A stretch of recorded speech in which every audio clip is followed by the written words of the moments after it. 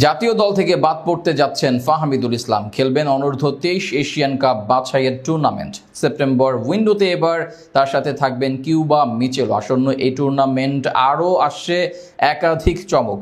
প্রবাসী ফুটবলারদের ট্রায়াল থেকেও ক্যাম্পে ডাকা হয়েছে দুর্দান্ত 4 ফুটবলারকে। সব মিলিয়ে ফাহমিদুল কিউবার অন্তর্ভুক্তির সাথে সাথে আর কারা কারা ডাক পেতে পারেন, জাতীয় দলের পাইপলাইনে থাকতে পারেন, এ নিয়ে বিস্তারিত থাকছে রিপোর্টে। হামজা শমিদদের সাথে এবছর আর দেখা যাবে না ফাহমিদুলকে। জাতীয় দল থেকে এবার বাদ পড়তে যাচ্ছেন এই প্রবাসী ফুটবলার। ভুটানের বিপক্ষে প্রীতি ম্যাচ দিয়ে লাল সবুজের জার্সি গায়ে জড়ান তিনি। এরপর সবশেষ সিঙ্গাপুরের বিপক্ষেও মাঠে নামানো হয় প্রতিভাবান এই লেফট উইঙ্গারকে। সেপ্টেম্বর উইন্ডোতে এশিয়ান কাপের বাছাই পর্বে আবারও মাঠে নামবে বাংলাদেশ। তবে আসন্ন এই উইন্ডোতে জাতীয় দলের জার্সিতে দেখা যাবে না ফাহমিদুলকে। জাতীয় দলের পরিবর্তে আপাতত তিনি খেলবেন যুব দলের হয়ে।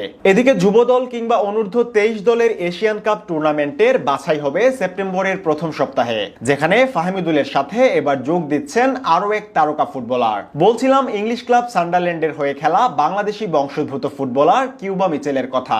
সবকিছু ঠিকঠাক থাকলে যুব দলের জার্সি গায়ে প্রথমবারের মতো দেশকে প্রতিনিধিত্ব করবেন এই দুর্দান্ত মিডফিল্ডার। এছাড়া গেল মাসে প্রথমবারের মতো প্রবাসী ফুটবলারদের নিয়ে এক ট্রায়ালের আয়োজন করেছিল বাংলাদেশ ফুটবল ফেডারেশন। অনূর্ধ্ব 19 ও 23 দলের জন্য বয়সভিত্তিক পর্যায়ে যেখানে ট্রায়াল দিয়েছিলেন 49 জন প্রবাসী ফুটবলার। তাদের মধ্য থেকে বেশ কয়েকজনের ফুটবল প্রতিভা আর সক্ষমতা আশা জাগিয়েছে বাংলার ফুটবল প্রেমীদের মনে।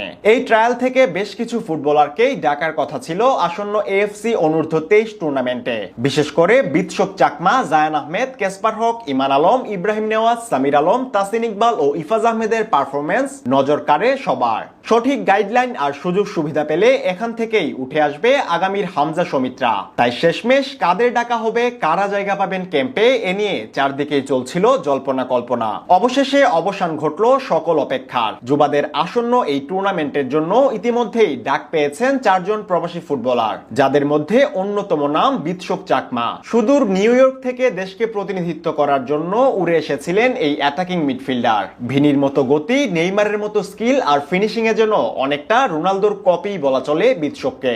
এছাড়া তালিকার আরেক নাম কেসপার হক। ফুটবল প্রতিভার পাশাপাশি সুঠাম দেহ ও আকর্ষণীয় উচ্চতার কারণে ইতিমধ্যেই সবার মুখে মুখে তার নাম। এমনকি বাফুফের এই ট্রায়ালে ডিফেন্সের সেরা আবিষ্কার এই দুর্দান্ত সেন্টার ব্যাক। এছাড়া ইউনাইটেড কিংডম ভুক্ত ওয়েলস থেকে ডাক পেয়েছেন বাংলাদেশি বংশোদ্ভূত সামির মিয়া। গুয়েত্রে ইউনাইটেড এফসিতে বর্তমানে রাইট উইঙ্গার হিসেবে খেলছেন তিনি। তালিকার সবশেষ নাম জায়ান আহমেদ। যুক্তরাষ্ট্র প্রবাসী এই ফুটবলার মূলত খেলে থাকেন লেফট ব্যাক হিসেবে। বিশ্ববিদ্যালয়ের পাশাপাশি ভার্জিনিয়ার একাডেমি পর্যায়েও খেলেছেন তিনি। এই 4 জন বাদেও ক্যাম্পে যুক্ত হতে পারে আরো নাম। চলতি মাসের শেষ দিকে শুরু হবে অনূর্ধ্ব 23 টুর্নামেন্টের ক্যাম্প, যেখানে আরেক দফায় নিজেদের প্রমাণ করতে পারলে দলের সঙ্গে ভিয়েতনাম সফরের টিকিট পাবেন তারা।